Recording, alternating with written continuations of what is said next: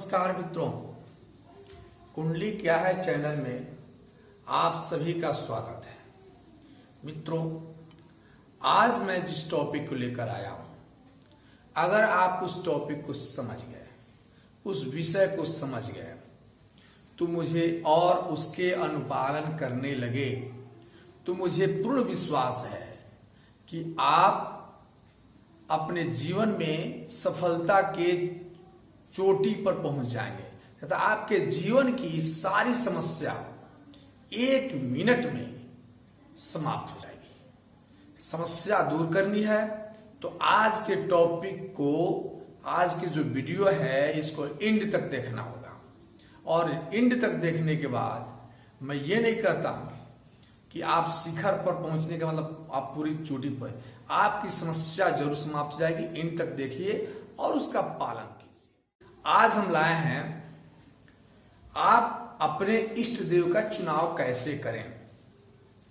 इष्ट देव वो देव जिसका कनेक्शन सीधे आपसे जुटी हुई है, यानी थोड़ा सा भी मेहनत आप करते हैं तो निश्चित रूप से वो आपको ज्यादा रिजल्ट देंगे। जैसे कोई मां और बच्चे का संबंध जो है, बच्चा कितना भी दूर हो, लेकिन अगर मां का बच्चे का तबीयत खराब हो जाए तो मां का कनेक्शन ऐसा है कि मां को फीलिंग होने लगता है। वैसे ही यह इष्ट देव है। इष्ट देव की चुनाव करने के लिए कुंडली में हम लोग जो है आएंगे। आप तो जानते हैं कि इस चक्र में, जो हर कुंडली में चक्र जो होता है, इस चक्र में ये जो नंबर होता है यहाँ पे, ये लग्न होता है। इसको मैं बार बार समझा रहा हूं। और चंद्रमा जहां बैठे होते हैं जिस घर में, वहां उससे राशि करते हैं। तो किसी भी लग्न की कुंडली हो, जैसे यहां 2 अंक है, ये वृषभ लग्न की कुंडली हुई, तो उस से 5वें घर यानी 5th हाउस, 1 2 3 4 5, 5वें हाउस में जो राशि बैठी हुई है, उसका स्वामी उस व्यक्ति का इष्ट देव होता है। इतना तो आप जानिए। आप जैसे ये मान लीजिए वृषभ लग्न कुंडली है, यहां 2 लिखा है तो 2 3 4 5 6, ये 6 अंक हुआ। 6 अंक किसका है? कन्या लग्न, कन्या राशि। कन्या राशि का स्वामी बुध है, यानी इस कुंडली में बुध देव इसके इष्ट देव हुए। यानी वृषभ लग्न की कुंडली हो तो बुध देव इसके इष्ट देव हुए। मान लीजिए यहां बुध 2 की जगह पर अगर 1 है तो ये हो जाएगा 2, ये 3 4, यहां 5 6 7 8 9 10 11 12।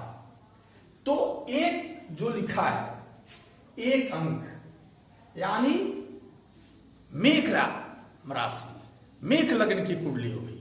तो मेष लग्न से आप गिनेंगे तो 1 2 3 4 5, 5वें में यहां 5 लिखा होगा, 5। तो 5वें जो घर है, हाउस, हम लोग क्या है, 5वें हाउस में जो राशि बैठी हुई है, तो 5वें हाउस में 5 अंक की राशि यानी सिंह राशि है। उसके स्वामी, सिंह राशि के स्वामी कौन हुए? सूर्य देव। वो उसके इष्ट देव हो जाएंगे। यानी मेष राशि, मेष लग्न की कुंडली के इष्ट देव सूर्य देव हुए। ये जानिए कि यह सूर्य देव यानी त्रिकोण में ये कभी भी अनिष्ट कारक नहीं हो सकते हैं, ये मारक नहीं हो सकते हैं, हमेशा योग कारक रहेंगे आपकी। अच्छा, आपसे कोई पूछ दे, आप हमसे भी पूछ सकते हैं कि साहब 5वें हाउस को ही इष्ट देव की हाउस क्यों मानी गई? तो जानिए, बुद्धि, 5वें हाउस के डिपार्टमेंट क्या मिला है? बुद्धि, बुद्धि के कारक। यह हाउस बुद्धि, संतान वगैरह का मिला है। बिना बुद्धि का कोई व्यक्ति कभी सफल नहीं हो सकता है। राजा बुद्धिहीन हो तो रंक बच जाएगा।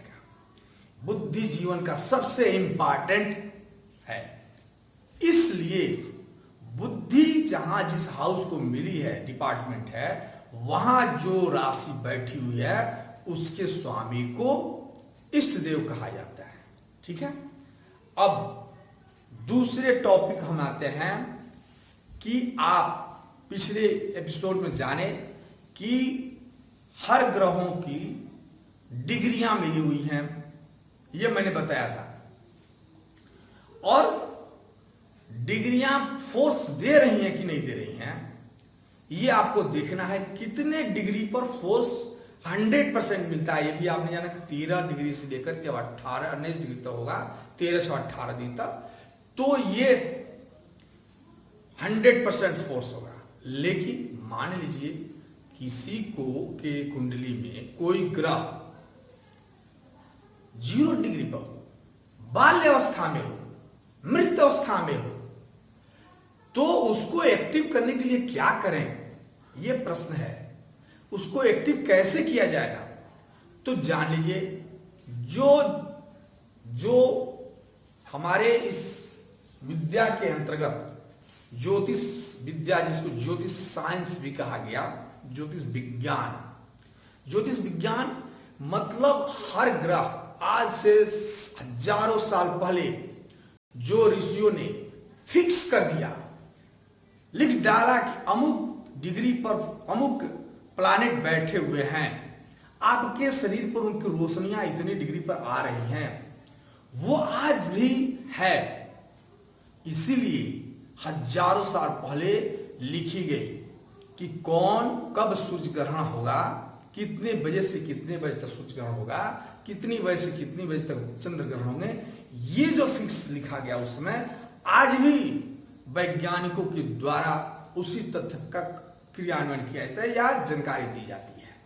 तो जानिए, डिग्री मोस्ट इंपॉर्टेंट चैप्टर पिछले पार्ट में भी हमने कहा था कि कोई ग्रह अगर कंप्लीट अच्छे डिग्री में नहीं है तो वह भले ही योग कारक हो, भले ही स्वराशि में बैठा हो, भले ही अपने मित्र घर में बैठा हो, लेकिन वो पूर्ण फल नहीं दे पाएगा। इसलिए अगर ऐसी स्थिति है कि कोई ग्रह, कोई राशि, कोई ग्रह अपनी पूर्ण डिग्री के साथ नहीं है, तो उस डिग्री को इंप्रूव कैसे किया जाए, इसके लिए हम लोग जाने। डिग्री इंप्रूव करने के लिए जो ऋषियों ने अपनाया और बताया, वो सबसे पहले पूजा, फर्स्ट पॉइंट पूजा को उन्होंने कहा कि आप अगर पूजा करते हैं या करवाते हैं तो आपको रिजल्ट, आपके ग्रह, जो राशि, जो ग्रह अगर पूर्ण रूप से डिग्री नहीं है, उस ग्रह की अगर पूजा करते हैं या करवाते हैं तो डिग्री उसका इंप्रूव कर जाएगा। दूसरी कहा कि अगर पूजा नहीं कर पाते हो तो दान के बारे में बताया गया, और फिर रत्न के बारे में बताया, कौन से स्टोन पहने। ये सभी चैप्टर बाद की बात है, जिसे मैं अपने नेक्स्ट वीडियो में लाऊंगा कि आप किस चीज का दान कर सकते हैं, क्या नहीं दान कर सकते हैं, कौन स्टोन पहन सकते हैं, कौन स्टोन आपको नहीं पहनना चाहिए, कौन ग्रह योग कारक होगा, कौन ग्रह मारक होगा, ये नेक्स्ट वीडियो में आएगा। अभी मैं ये बताने जा रहा हूं कि अगर ग्रह की डिग्री कमजोर है तो उस ग्रह की बीज मंत्र को, यानी आप अपने इष्ट देव के बीज मंत्र को का जाप तो करें ही, उस ग्रह का जो कमजोर है उसको अगर एक्टिव करना चाहते हैं तो उसकी डिग्री को, उसके बीज मंत्र का जाप करें। बीज मंत्र क्या? बीज आप जानते हैं, छोटा सा बीज उठाइए और उसको कहीं डाल देता है किसान, तो एक बड़ा सा बट वृक्ष के रूप में परिवर्तित हो जाता है। जब उसको एनर्जी मिलता है तो बड़ा बट वृक्ष बनता है।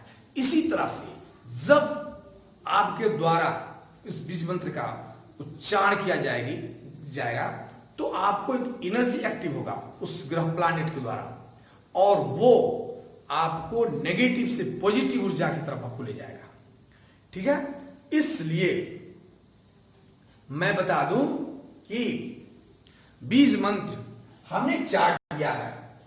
सूर्य, चंद्र, मंगल, बुध, बृहस्पति, शुक्र, शनि, राहु और केतु का, इनके बीज मंत्र को भी मैंने लिखा है। वैसे बीज मंत्र पर मेरा एक नेक्स्ट वीडियो आएगा जिसमें मैं बताऊंगा कि आपको कितना बीज मंत्र का जाप करना है, पर डे कितनी बीज मंत्र की जाप कैसे करें, इस पर एक नेक्स्ट वीडियो आ चुकी है। बहुत बड़ा चैप्टर हो जा रहा है। बहुत सारे जो यूजर हैं जो इस वीडियो को देख रहे हैं उनकी एक शिकायत है कि आपका वीडियो बहुत बड़ा हो जाता है।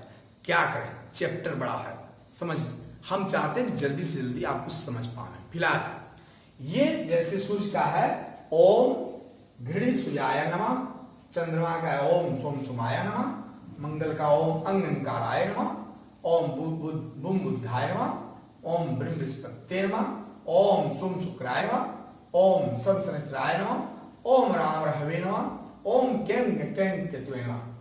ये मंत्र, इसमें से जो आपके इष्ट देव हैं उनके का बीज मंत्र का जाप करें, तथा जो ग्रह, मैं तो ये कहूंगा आप इसके बाद व्यक्ति के जीवन में इच्छा शक्ति का इंप्रूव करना भी बड़ी जरूरी है। तो इष्ट देव के बाद आप अपनी इच्छा शक्ति को इंप्रूव करने के लिए इच्छा शक्ति वाली घर यानी 11th हाउस, जिसको लक्ष्मी का भी घर कहा गया है, 11th हाउस को भी एक्टिव करें तो आप अपने जीवन में सफलताओं की सीढ़ियों को पार कर जाएंगे। ये मेरा पूरा विश्वास है ही नहीं बल्कि ऋषियों के द्वारा बताया भी गया है। इच्छा शक्ति को बढ़ाने के लिए आपको क्या करना है, इच्छा शक्ति में के हाउस में यानी 11th हाउस में जो राशि बैठी हुई है उस राशि के जो स्वामी हैं उनका बीज मंत्र का जाप करें तो 100% मैं बताता हूं कि अगर कुंडली आपकी किसी प्रकार की समस्या है तो समस्या का निदान हो जाएगा। इसलिए मैं कहा कि आज का टॉपिक बड़ी इंपॉर्टेंट है, इसको एंड तक देखना था और एंड तक अगर देखे और इसका अनुपालन करेंगे तो आप जीवन के शिखर तक पहुंच जाएंगे। मित्रों, जाते जाते मैं ये बता दूं, अगला जो मेरा वीडियो आएगा वो योग कारक और मार्ग के बिंदु पर आएगा कि कौन ग्रह किस कुंडली में योग कारक होते हैं, कौन ग्रह किस कुंडली में मारक होते हैं। लेकिन आपसे ये भी कहना है कि आप लोग मेरे इस चैनल को सब्सक्राइब करना ना भूलें और फिलहाल लाइक भी जरूर कर दें, क्योंकि सब्सक्राइब करेंगे तो आपको बार बार मेरे जो है वीडियो को खोजना नहीं पड़ेगा, बल्कि आपके मोबाइल पर जैसे यहां से डाउनलोड होगा वो चला जाएगा। लाइक करना भी ना भूलें। और जो यूजर पहली बार यहाँ आए हैं उनको मैं समझता हूं कि उनको ये वीडियो समझने में परेशानी होगी, इसलिए मेरे पहले के सब वीडियो को जरूर देखें। नमस्कार।